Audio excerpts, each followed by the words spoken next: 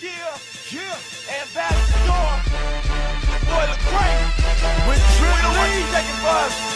We want you checking for our God. Checking for our God. Let's get it.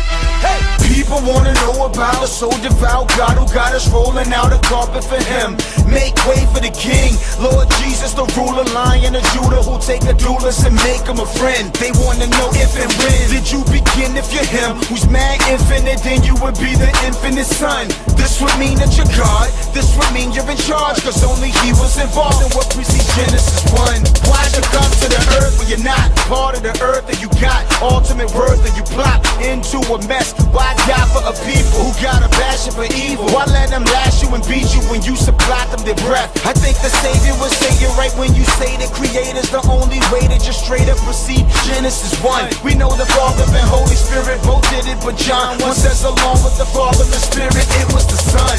He came to the earth with no stop, came to the earth with no pop, lived on the earth with no prop. He's written the story, he died for a block, cause he's a God that is not gonna be clowned to be mocked. Trust me, he's getting that glory. So now we're kicking the truth in the booth. We like to spit cause it's few people who through the Spirit really wanna get with y'all.